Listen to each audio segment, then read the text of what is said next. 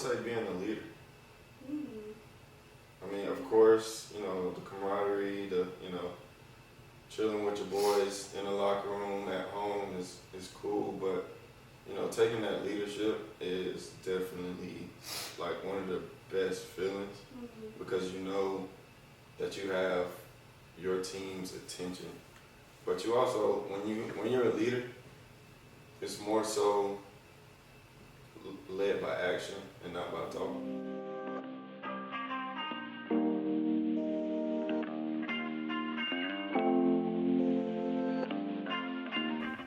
Hello, everyone. Welcome to When the Ball Drops. I am your host, Felicia, and I am joined here today with Corey.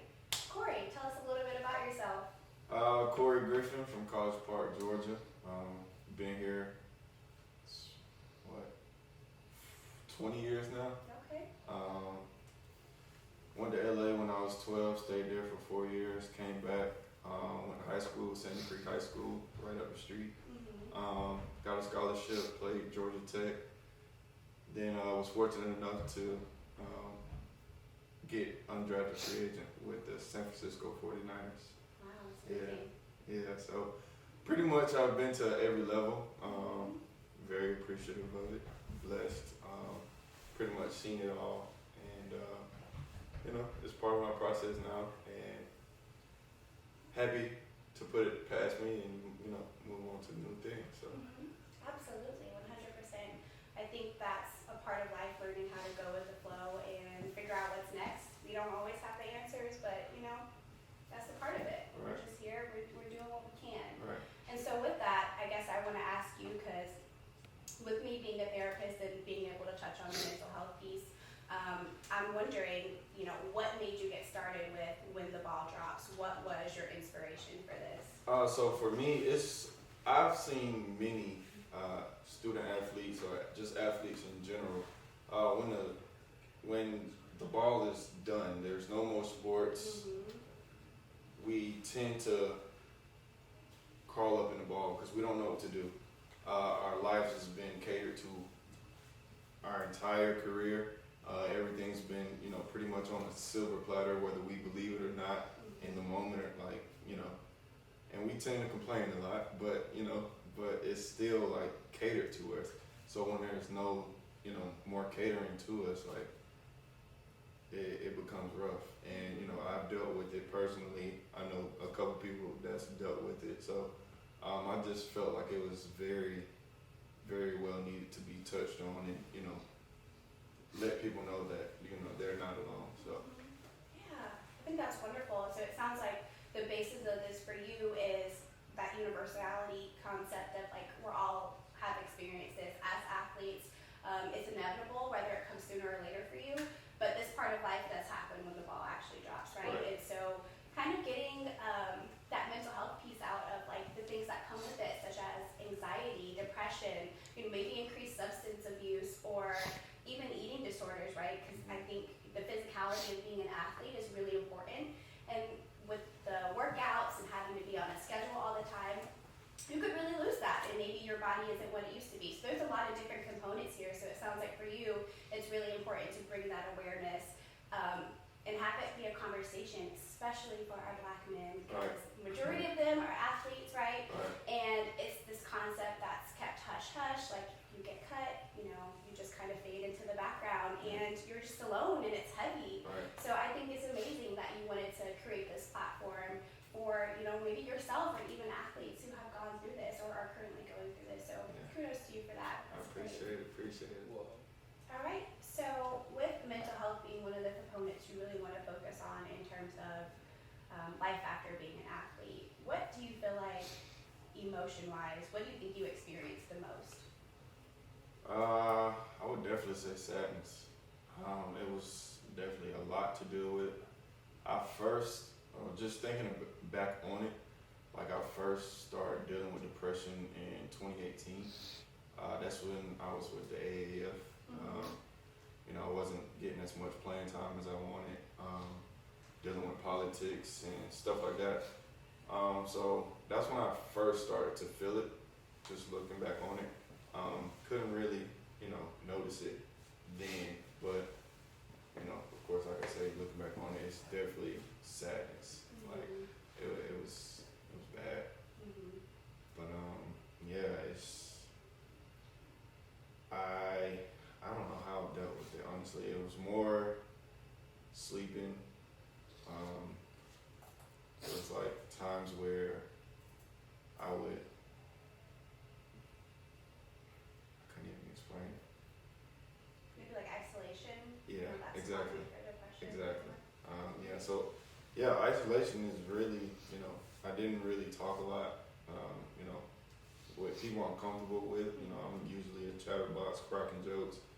I mean, it was more, now I'm like holding back because I wasn't comfortable and I felt out of place. And I just didn't want to be there. Like, I'd rather, be in my shell and, at home, isolated, away from everybody. Like, and there was times like, just going to, do a video with, some of my friends. That might have been the highlight of my day. But, when I go back home, it's still, it's dark. It was bad. It was really, really, really, really, really bad. Like, but, it's a process, it's growth, it's in the past now. 100%.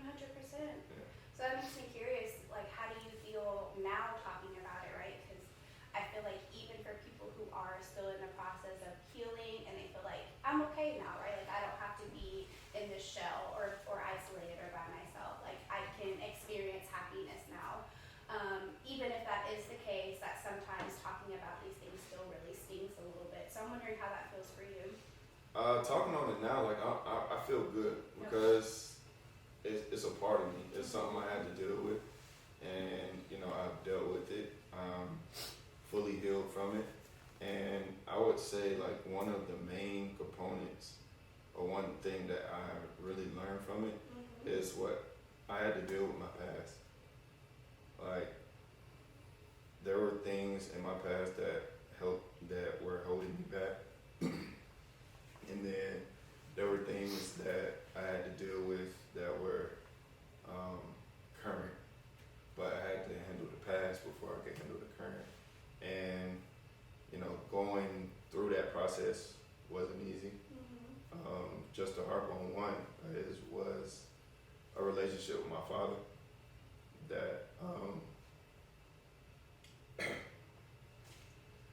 it wasn't always the best, but it was like we still had a relationship. Like, my father has always been there for me throughout my whole life, but it wasn't your typical, father-son relationship. Like, it was more, do this, do that, do that, do that, do that.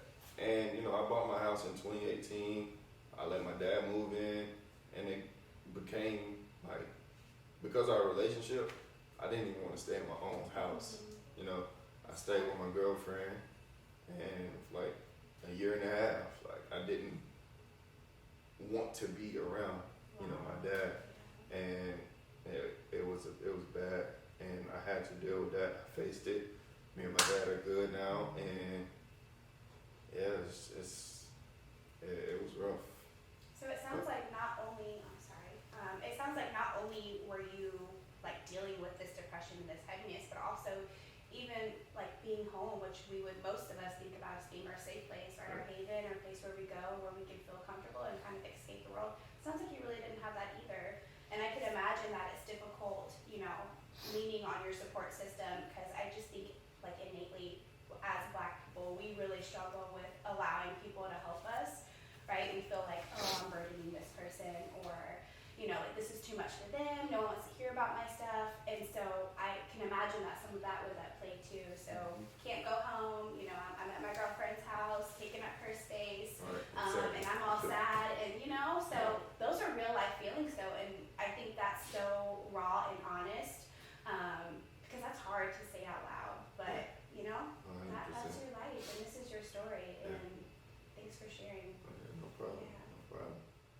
So as we mentioned, we've been talking about support systems, right? And I know for a lot of us, family is that rock, is our go-to people. So I'm wondering how does your family impact what you do with your how do they show up for you when you're chasing after your dreams, such as trying to be in the NFL? My support system was heavy as an ox, like strong as an ox. Like there was no loopholes in my support system whatsoever. And it still is like that to this day, you know. And you know, with football, without football, my support is always going to be my support. Of course, you know, you're going to lose people along the way, but those that are here, those that truly love and, you know, want to see me prevail and, you know, do great things are still here, and they still, you know, push me to be the best. And, you know, even through depression, you know, they're always telling me, like, you know, we're not going to let you fail, you know, no matter what. Going into COVID, dealing with depression. I was out of a job, dealing with depression.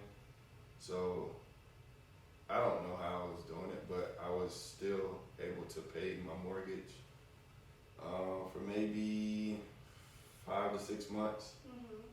But then it just became a burden, and I had to push my mortgage back, you know, talk to my mom, my dad, you know, just my whole support system, and, you know, they were able to help me and support me throughout, you know, that time, and, you know, help me get back to where I am now. It's, you know, fully healed and, you know, back on my feet. And I honestly, I don't know if I could have did it without, like, truthfully and honestly, like, the people in my corner, if it wasn't for them,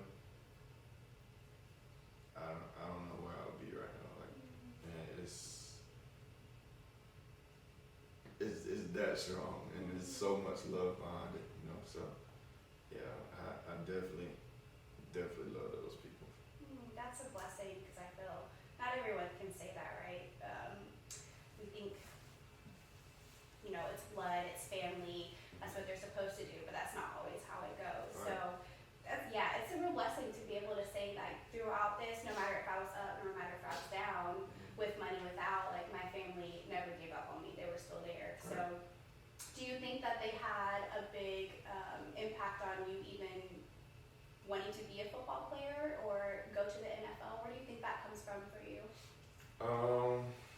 Support as far as, like, wanting to go to the league. Like, was it encouraged by your family, or was that something that you decided you wanted to do on your own? I mean, it's always been there, you know, since a kid. Like, you know, you always had dreams of going to the league. Right. So, I mean, that's always been a dream of mine. They never really forced me to do it, you know.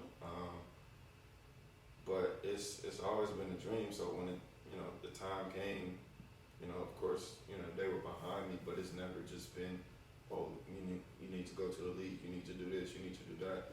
No, it's never been that. But sports has always been a part of my life. So learning how to adjust, me and my support system, learning how to adjust without sports is, you know, it was rough, you know, and, you know, it's a learning process. And, you know, they have been dealing with, they've already had their foot in the door with life, so they can, you know, kind of guide me better, you know. So it's definitely, you know, a lot of help, because things that I haven't experienced, they have, you know. So it's definitely a big support system behind that as well. Okay, so it sounds like they provided you with a lot of insight, but it was always genuine support, right? Like, this is what we want for you, or really what you want for you is what we want for you. Right. And whatever that may be or what it looks like we're behind it 100%. So with you mentioning that, you know, sports was a big part of your life growing up, what do you think is, like, one of the main aspects of sports that you really take away? Because I guess what I think of in terms of mental health and how it does become such an issue after sport, right? Like, I think about the camaraderie that comes from being on a team, right? Like, that building those relationships, those people become your brothers or your sisters, and they become your family too, right? And they also become a part of your support system.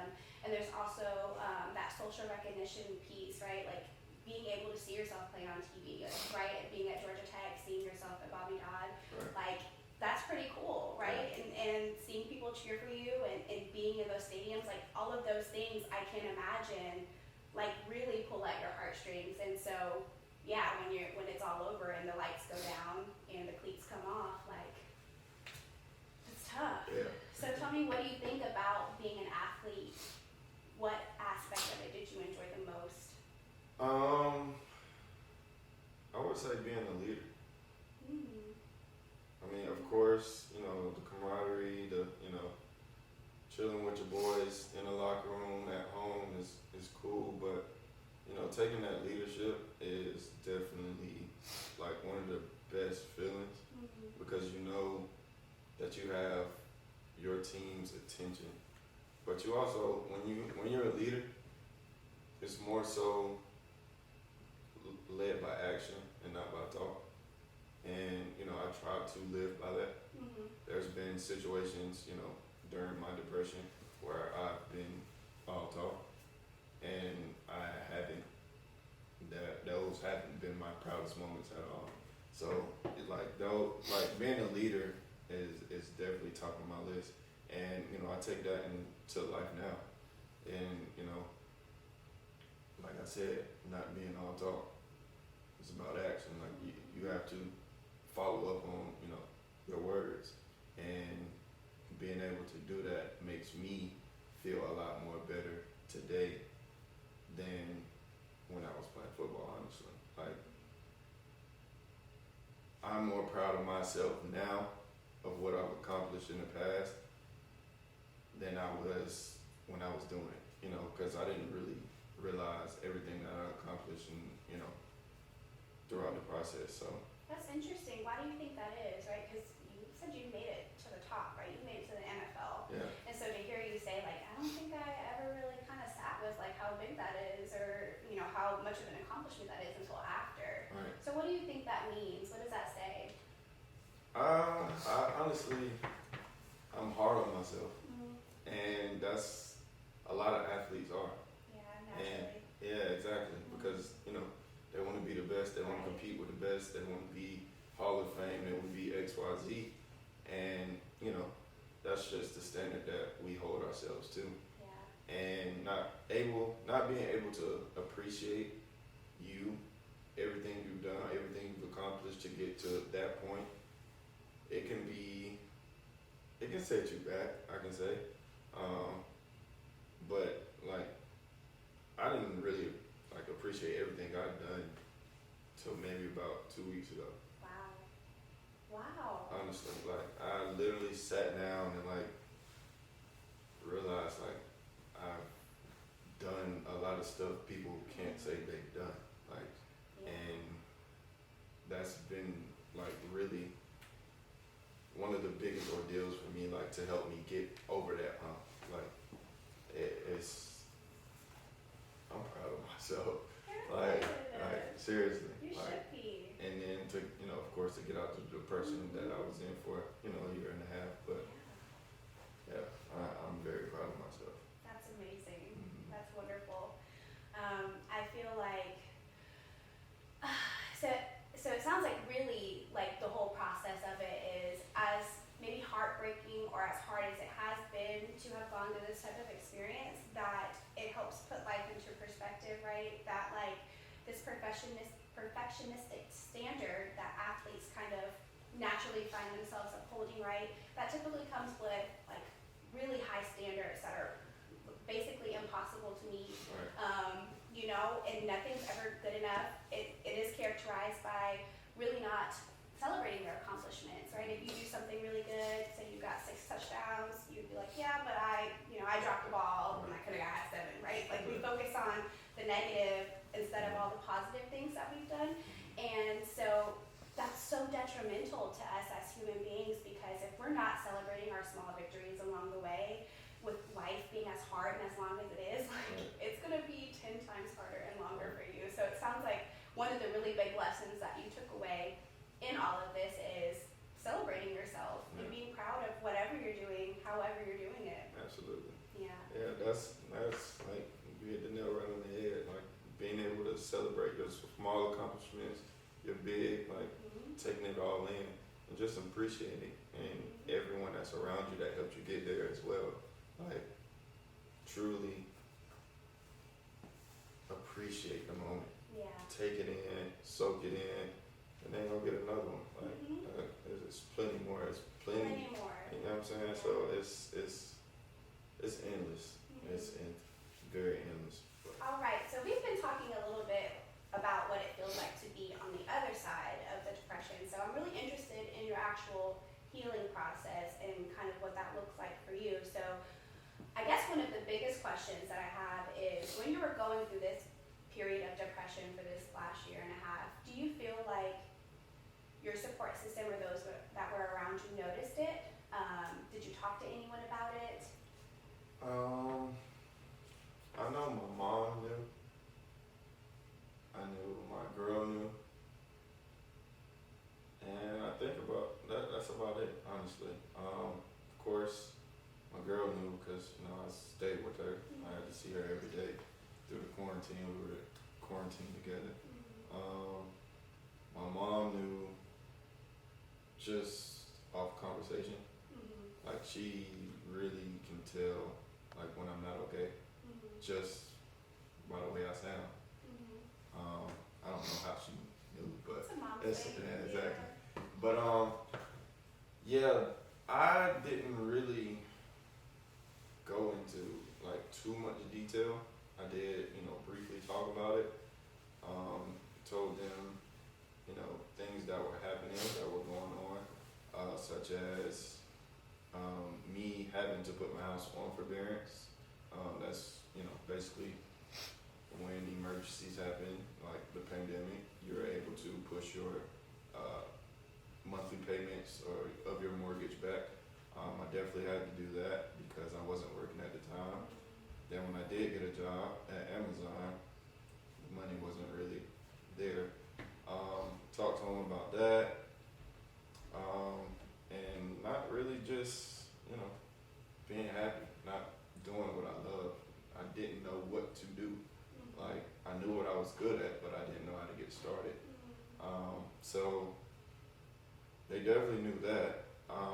So can I ask you if you use the actual language of like, I'm not happy, I'm going through a rough time right now? Because it sounds like you told them what was going on in your life with like, I guess the material aspect of it, but not really like what's internally happening for you.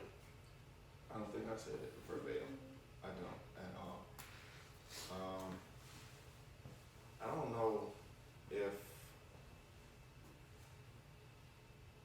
if that would have helped. I don't know. Maybe like being in denial a little bit, a lot. But it's like just to hear myself say that, like, is me. Yeah. Like, I done made it top of the top. Like, me saying I'm depressed, like, that's Yeah, like what am I doing down here? exactly. Yeah. But it was dark. Like, I didn't know what else to do. Like, I was, fighting my own battles, like, by myself at times. I didn't want to talk about it.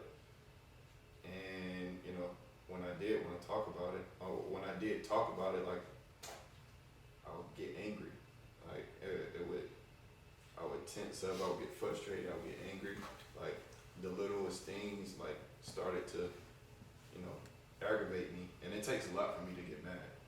And, like, it would just be the smallest things that would, get to me.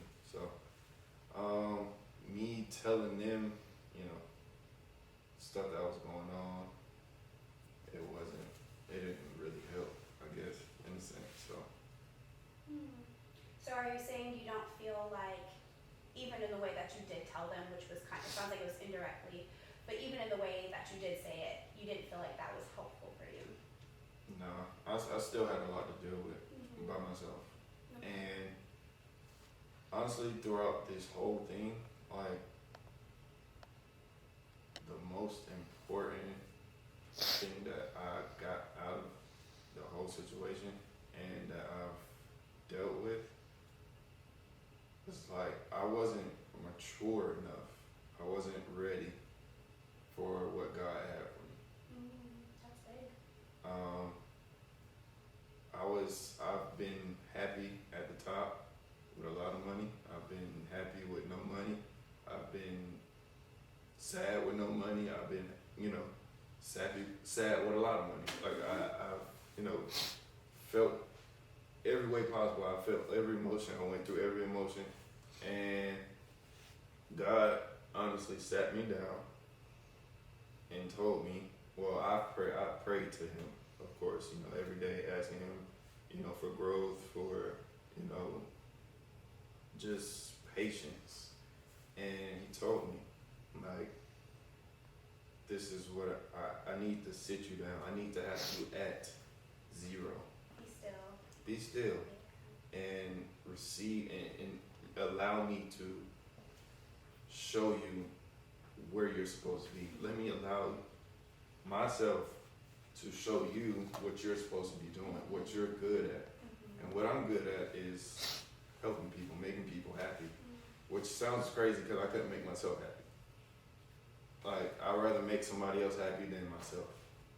Well, I don't think that's too crazy, right? I think a lot of us experience that because, even, that saying, like, check on the strong friend. Right. Like, those are the people who need someone to be like, hey, like, I've noticed you've been a little off lately. Is everything okay? But because people are so strong and they're used to putting on that facade because they have to be everything for everybody else, that kind of goes out the window and people don't even realize it. And so, to your point of saying, like, you feel like it isn't helpful, I can see that because maybe you telling them doesn't change your situation, right? Like, even if I tell you how sad I am, it doesn't change the fact that I'm still here, right? But what it can do is open you up to being vulnerable again, to being open to others.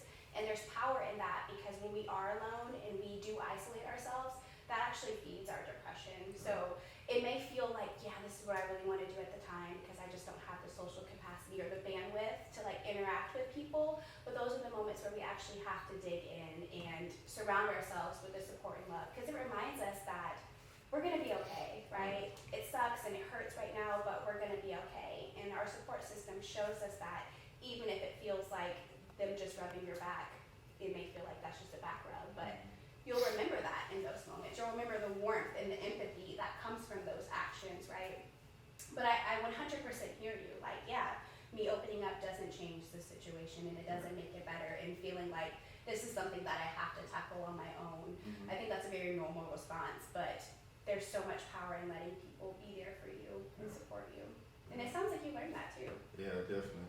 Especially my mom, my girl, my dad. Like, mending that relationship with my dad, like, it meant everything to me. Like, everything. Like, of course, we're not, where we want to be, but we're definitely working on it. And, I know that he's in my corner. I know that I can call him from anything. I've always knew that, but just, being in that relationships makes it just a little, makes it more, I can't even explain it, but it's just, exactly, so just, having that support system definitely, it makes everything a lot better. Yeah, I get that. All right, so just to recap a little bit, because I feel like we talked about a lot of good stuff, and I just want to make sure that people get the gems and the meat of it. So we've talked about, just the whole process of having made it to the top, having made it to the NFL, getting cut, what life felt like for you after that, going through this depression for a year and a half, right? Experiencing being hurt, being embarrassed, feeling guilty, feeling like you were doing things that were outside of your character. And it sounds like, through this, you learned the power of being vulnerable, opening up to people, letting people support you and be there for you, right? You learned how to get to know yourself again as Corey, just being Corey, not Corey the football player, Corey, who's at Georgia Tech, I'm Corey, right? So it sounds like you spent time getting to know yourself, which is a crucial part of picking up the pieces after this. And so from where I'm sitting, and with you being a spiritual person, I can imagine that some of that anger was maybe directed at God, as much as we may not want to say that, right, as being spiritual people, like, we don't get angry with God, we don't question him, but it happens, right? Like, we're humans, and it's inevitable, and so we can call it what it is, and we can say it, right? And it's okay. So I'm wondering if you're angry with God, if you are angry with yourself, because when I think about anger is really just this umbrella term, and there's usually a lot of core things underneath the anger. So maybe that's embarrassment or shame or guilt or regret, right? There's all these other layers to anger, but that anger is kind of that big umbrella term that kind of wraps it all up. So let's get into these layers of anger for you. Break that down for me. Starting off, I would say I was more embarrassed.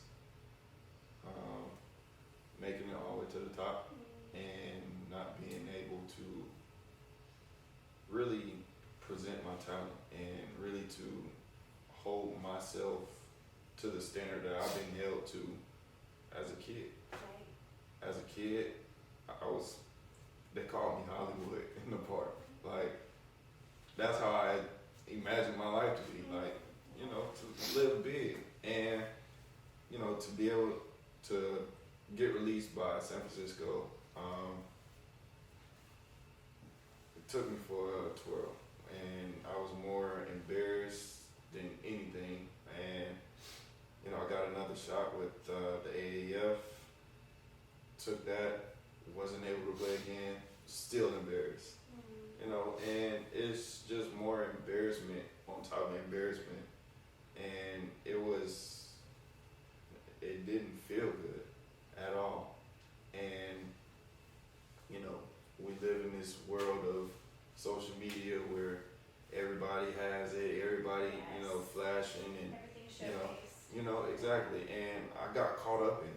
I honestly did, not realizing I bought my own house, I bought my own car, everything's in my name. And people that's on social media, they post $100,000, or they post a new car, they post this, they post that, but they're sleeping, on their friend's couch. Right. Like, I had to take that in. Like, you're doing better than a lot of people, and I have no competition with anybody, but you just have to realize everything that you've accomplished. Like, and I didn't sit well with, seeing that on social media. I got caught up in it. I honestly did. I mean, it's hard not to get caught up 100%. in it, but you have to, reel yourself back in and, stick to your core values, who you are, who you stand for. And, in the midst of getting caught up in all that, and, the pandemic, one day I had a mental breakdown. My first mental breakdown. I blacked out. I honestly almost broke my wrist. I got this like big wooden frame in the house. I punched that. I punched the chair, picked it up, I slammed it out, broke that. And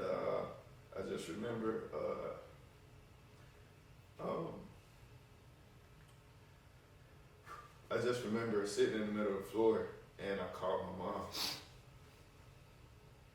And I told her I can't do it.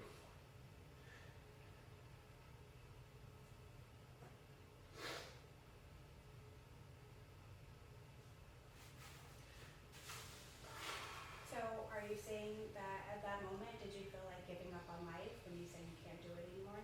Yeah. That's heavy.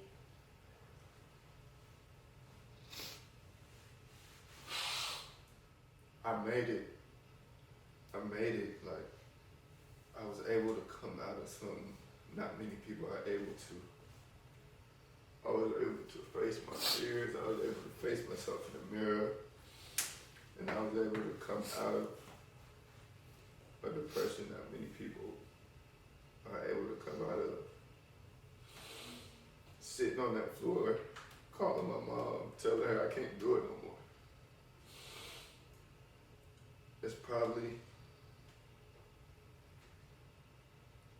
one of the days I will regret for the rest of my life.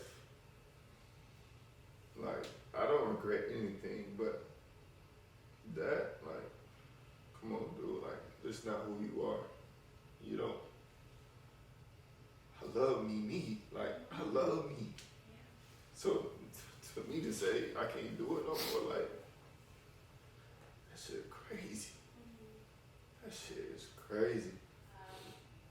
So tell me now, what does happiness look like for you? How would you define it? Because you're a different person, and I'm sure it has a different definition now for you. So what is that?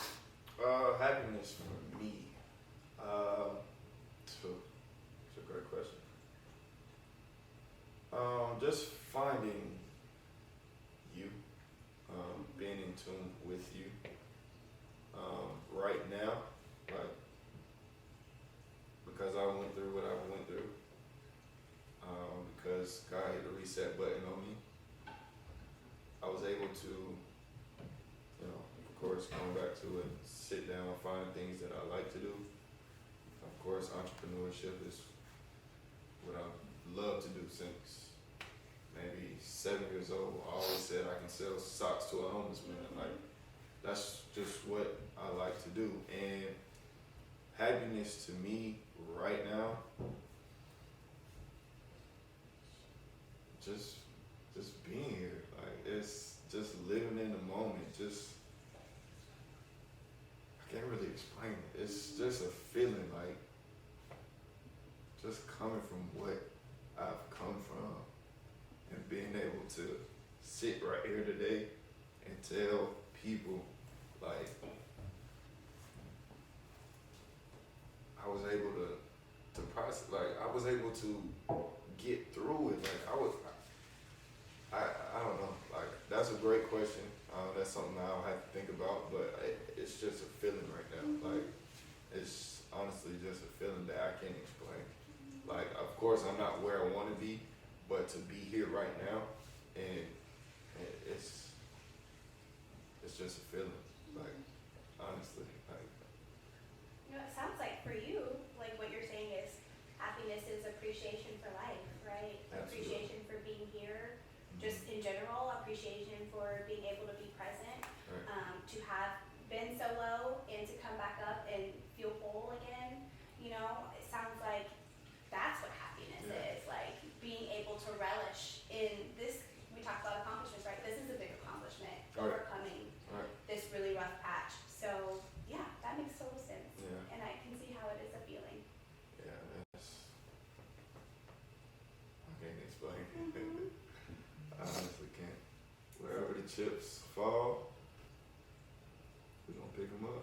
And I can imagine it's easier to do that now, right? Like you've learned the process of recovering. All right. So yeah, if it does anything bad happen, God forbid, but we know where we're at with it now. We know how to handle it because we do come out stronger in the end, and it sounds like it, right? Here you are with this whole transportation business. You still got your clothing line movement, planning to drop in the fall, right? So there is a positive ending to this. Right. And so with that, I'm wondering, for people who are maybe currently going through this or maybe never even considered that this could happen to them, what words would you give them having gone through this type of experience? What would you say? So for the people that are going through it, it's okay to be vulnerable. It is okay to talk to someone. It is okay to find help, like any kind of help. It is okay. We often get the stigma of, well, I can't complain. Well, nobody's going to listen. Well, we have to find a thin line between, figure out if somebody's complaining or figure out if somebody needs help, And that's the main reason I didn't go get help, because I didn't want to seem like I was complaining. Yeah. And just find someone to talk to, anybody. And those that, might not think it can happen to you, it can. I didn't think it would happen to me. I have friends that went through the same thing, didn't think it can happen to them, but it did. And it's important to be in tune with yourself outside of football. Find who you are, be true to who you are, And don't let up for anyone. Don't let anyone get in between of you finding what you like to do. That's it. Well said. All right, guys, thanks for tuning in today. I am your host, Felicia, and I was joined by Corey today. And this was When the Ball Drops. So tune in next time. We are bringing the real, we're bringing the genuine, we're bringing all the emotions because there is power in transparency, and we're better when we support one another. So join us next time.